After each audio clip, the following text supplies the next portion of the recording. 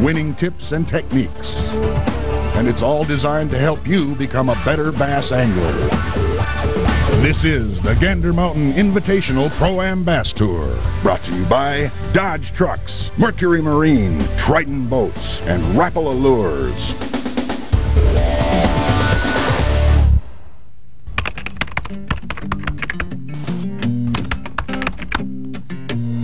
Lake Wisconsin, a 9,500-acre reservoir created in 1924 with the completion of the dam at Prairie du Sac on the Wisconsin River, and arguably one of the most challenging venues on this year's Gander Mountain Invitational Pro-Am Bass Tour. Here, both river and reservoir environments come into play, and an angler's versatility will be his best shot at the money. Upstream, the water is fast and shallow, carving a daunting, ever-changing gauntlet of sandbars and timber snags. That's the kind of stuff you want to watch out for right there. If we had another foot of water, you wouldn't see that. You'd run right into it. The fish, predominantly smallmouth, will be following the current flow and moving constantly. That means a spot that's hot one day may be deader than a doornail the next. It's a risky run. Downstream, the flowage above the dam holds a much higher percentage of largemouth. And although easier to get to, these fish are far more susceptible to unstable springtime weather patterns. The bite will be unpredictable at best. The 1st of May finds the bass in pre-spawn attitude. That would be a largemouth, though. Anglers fishing the reservoir will find largemouth in the warming waters of the many bays and backwaters. It's warmer than I am. On the river, they'll be holding tight to cover in the shallow side channels and sloughs. The smallmouth in lower Lake Wisconsin should be moving from their deep winter locations and suspending near springtime spawning areas. On the river, smallies will be hanging near points and bars, holding in slackwater current breaks. As is most often the case, the two species require different tactics. Anglers keying on largemouth will be pitching jigs and plastics into shallow cover, such as docks and timber, with a vertical pinpoint presentation. On the flats, spinnerbaits and jerkbaits will be crucial in picking off scattered fish. Just slow rolling it along the bottom. You want to bump into rocks, stumps, whatever you can find. Suspended smallies, on the other hand, will be more likely to hit a swimming or sinking lure, such as light swimming jigs and plastics, fluttering tubes, and diving crankbaits. For both species, the trick is to think spring, which means you go small and you go slow. Here's one. So therein lies the challenge on Lake Wisconsin. River or reservoir, largemouth or smallmouth. A little of this and a little of that, or do you pick a pattern and stick to your guns? It's the kind of decision these guys have to make for every tournament, every time. But hey, that's why they're pros, right? Don't go away. We'll be back to bend the ears of some of the guys to find out just what their game plan is for Lake Wisconsin on the Gander Mountain Invitational Pro-Am Bass Tour.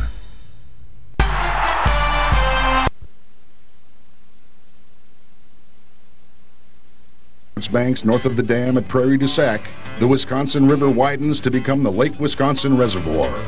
Although lake-like in appearance, this is a true riverine system. Fluctuating water levels, constantly changing sand and gravel bars, and bass populations ever on the move. For the most part, the smallmouth are upstream, the largemouth down, but you never know. Smallies should be holding near hard-bottom banks, largemouth in silted backwater bays, but you never know. Pre-spawn is probably the pattern for both species, but you never know. And just to make things interesting, a series of cold fronts is moving in fast, and the weather will definitely become a factor, confounding the fish and the fishermen. So what's the plan for tackling this unpredictable bite? Chances are you just do what the fish do. You go with the flow. But I've been fishing tournaments for about 6 years now, 7 years. For Green Bay pro Scott Webster, the pre-spawn conditions and constant cold fronts mean the bite will be tough on the main lake, so he's contemplating the nerve-wracking run upriver. Well, basically what I'm looking for here is a little bit of current and trying to find some active fish, and generally in a cold front condition like this, the river's less affected than the main lake, so you know, we're going to take a run up there and take a look and see what we can find, try to get some riprap, get some current going for these fish, and see if we can't pull the smallies, which are a little bit more active this early in the season compared to largemouth. With his mind made up, Webster begins to run the Wisconsin River Gauntlet, a winding minefield of hull-eating stumps. That's the kind of stuff you want to watch out for right there. And shallow sandbars that pop out of nowhere.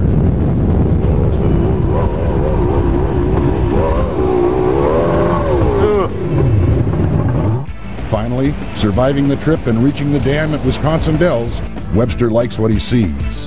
Got the good current up here, that's important. Water temperature's good. Just trying to find some good riprap in here and see if those fish are up here. Webster decides to work the banks and riprap areas with diving crankbaits and a unique, super aggressive jerkbait presentation. You know, the fish will usually hit when you pause. You'll make the jerk, the bait will move, and then when it's sitting there, that's when that bass will come up and just, you know, take the bait. But it's the diving crank that finally pays off.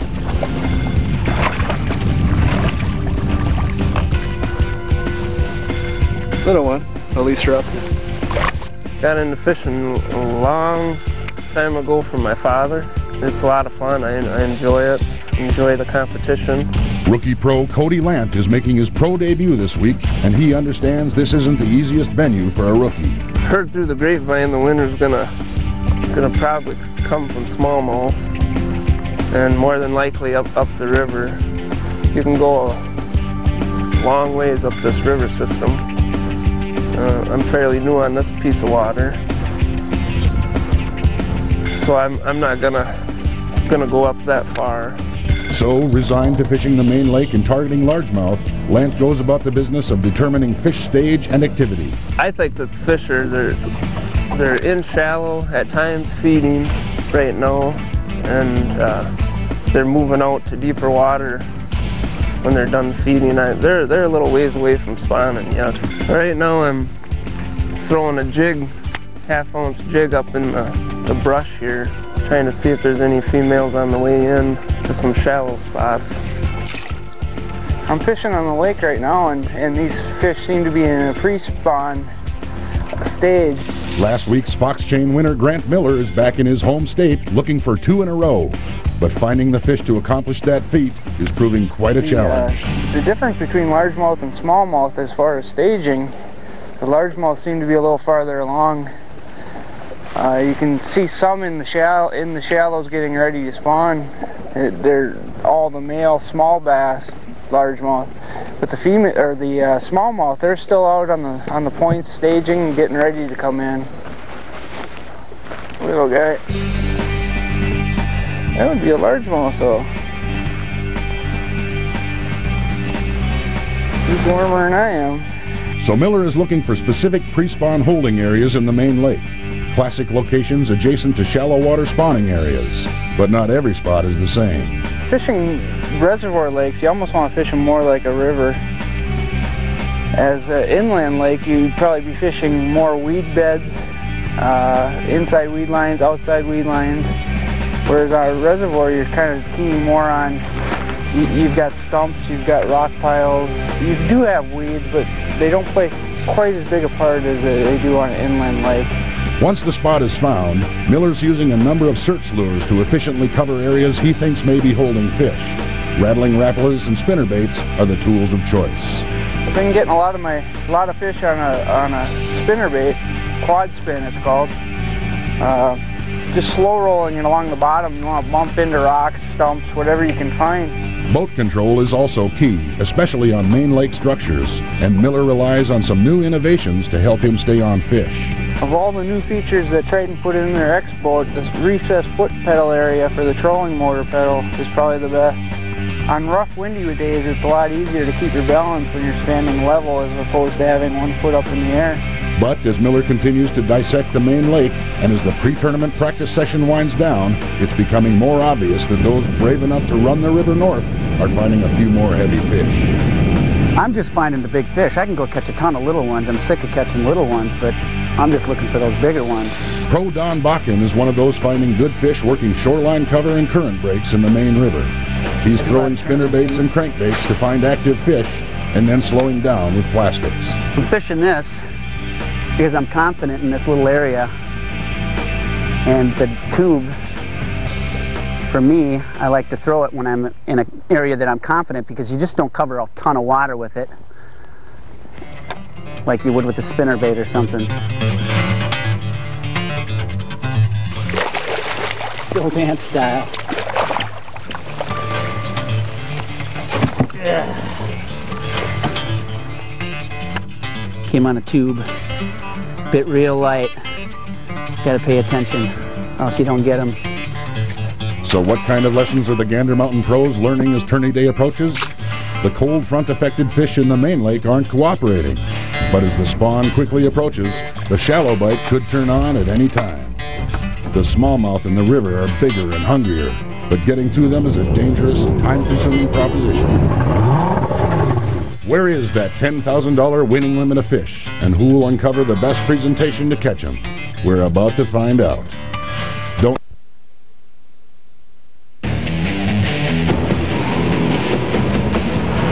It's tournament day on Lake Wisconsin in the Gander Mountain Invitational Pro-Am Bass Tour. Practice is over and the patterns are defined. Now it's time for the bass and the bass pros to deliver. This day will come down to one major choice. Stay in the lake with its easy navigation but tight-lipped fish, or run the sandbar gauntlet north into the river in hopes of finding a school of active smallmouth. We start in the lake and pro Ted Heitschmidt, who's working shallow wood and docks and hoping today's the day the shallow largemouth bite kicks in. I think myself I'm going to catch most of my fish shallow. I believe that we got a full moon 3 days away. The water temperatures in the low 50s. A little bit of warm water, these fish are ready to spawn. So far, he's finding only small males. Traveling north into the perilous Wisconsin River, we come across Tim Willingham's. Utilizing a shallow drafting John boat, Willingham's has opened up some otherwise inaccessible river hotspots. I'm fishing wood now in the morning, but if I go a couple hours without getting any keepers on the wood, I usually go over and start fishing some rock. They want to get on rock and spawn, but this pre-spawn stage they're holding on the wood until they're ready to spawn. Little guy. That's what I'm looking for, but not the size. It doesn't take long for Tim to realize the wood bite isn't happening, so he makes a move to a rocky riprap area, where he begins pounding the shoreline with a shallow running crankbait. The move pays off almost immediately.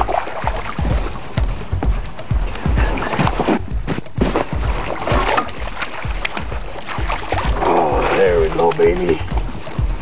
Yeah. That's what we're looking for right here, baby. The 2.5.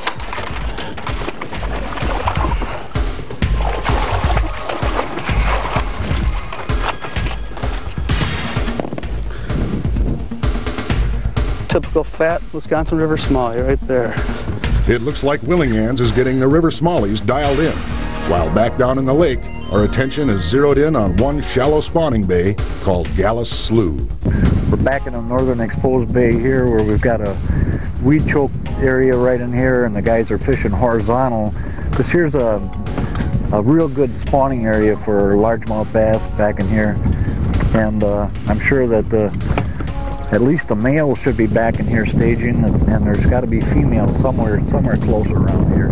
A quick survey of the boats in the area proves the bite is picking up, and in veteran pro Bob Blosser's boat, the action is downright fast and furious. For weight, it's probably going to take 19, 20 pounds to win this. It's going to be a little tougher with some of these guys fishing by themselves. You know, they don't have the extra line in the water, but normally it's anywhere from 15 to 20 pounds on this lake to win and get a check, win a tournament. This is what we're here for. They got to get a little bigger yet. Not. You're gonna get one shot here. Here it comes. It's all yours, man. All right, get him in the boat. Nice fish. Yes. That's what we're looking for. These guys. Beautiful. Beautiful. With the shallow largemouth cooperating, the lake is looking like a good choice. But upriver, the smallmouth will not be outdone, and Tim Willingham's continues to contact nice fish. There we go. Thank you, Normie. Tag. Another decent smallie. Tim's a little further up the river now. He's moved up to another location. He's fishing another rock ripped area along the banks. They're all real nice 3-pound, 3.5-pound fish that he has. So he's got a good sack going for him right now. We did just talk to Guy Thistle and his partner. They have a limit of fish. They're heading back to the weigh-in right now. They had approximately 16.5 pounds, all smallmouth, and they were also caught up here on the upper Wisconsin River. So the guys are bringing in some pretty good fish today.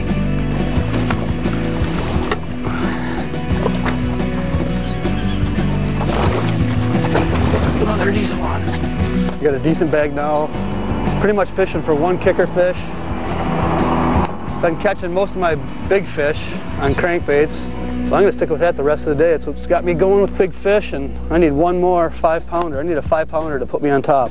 With 4 super fish in the live well and time running out, Willingans rolls the dice, making a quick move to one last spot before heading for the weigh-in. This is my biggest fish of the day, I think.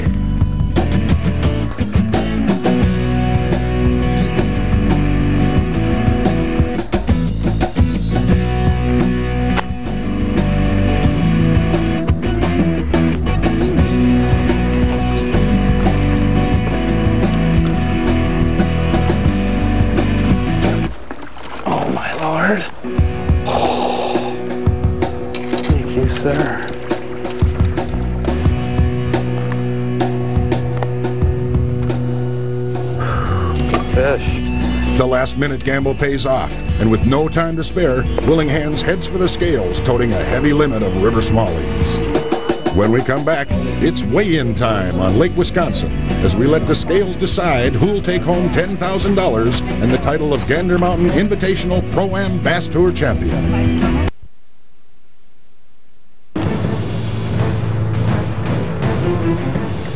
Welcome back to the Gander Mountain Invitational Pro-Am Bass Tour. As the field bags its Lake Wisconsin bounty, the Gander Mountain scale starts separating the cream of the crop. These guys are playing for $10,000 first place guaranteed money. Early in the festivities, pro Brandon Clemens hefts a solid bag of river smallies to the scale. 1542 is the lock. You got a big fish over 4. Russ Cable also found a nice nest of river smallmouth, and he takes over the early lead. 1582. Now unofficially first place. 1582. But that lead is short-lived as the very next angler, Guy Thistle, sets the mark to beat. Oh, now new leader, right? 1764. You got a big fish? 17.5 pounds will be hard to overcome, especially with the lack of big fish coming in. But pro Jim Murthen found one, a 4.9-pound largemouth that takes big fish honors. Down at the docks, Tim Willingans bags up his beautiful limit of river smallmouths and heads for the scales. We'll get him, Tim. Some nice fish in there. Back on stage, pro Doug Jamrock weighs a nice limit. 1525 is the lock. You got a 5-pounder you want to weigh or something close to it? It's okay, let's weigh it. Jamrock will take 6th. Willingans is next. He needs nearly 18 pounds to knock Guy Thistle off the lead. Ooh, I like the looks of this. Them all smallies? Yes, sir. Alrighty, what do you got, Steve? New leader, unofficial. 1806. 1806, let's hear it for him. Now, you got a big fish you want to weigh? One by one, the remaining pros take a shot at Willingans' mark, and one by one they come up short, until only Larry Hildebrandt remains, and he has a heavy limit. Larry, I'm the winner! You think you got the winning bag? Nope. And you're close, though. You're going to get in there, aren't you? 1627 is going to get you in there. 1.5 pounds short. Hildebrandt will settle for 3rd, giving Tim Willingans the Gander Mountain Invitational Pro-Am Bass Tour Lake Wisconsin title. I want to congratulate you. You did a great job. I started the day flipping deep wood with tubes. After about an hour or 2, fish just weren't with the size I was looking for. I was catching fish, but I was just going for the win, going for 3-pounders. Moved upriver, started fishing a little bit of rock. After about 15 minutes of fishing rock, I realized that's the way to go.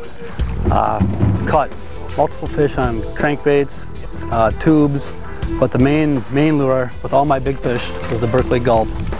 I rigged it unweighted on 10-pound line with a 3-aught Ultra Point wide gap hook. That was the key. Unweighted, very slow, dead sticking it. Smallies would come up and they would literally engulf it and start running with it. I lost 1 fish all day on it. Phenomenal bait. Unbelievable. The no action is the key. Congratulations, Tim, on your first Gander Mountain Invitational Pro-Am Bass Tour title and the $10,000 top prize.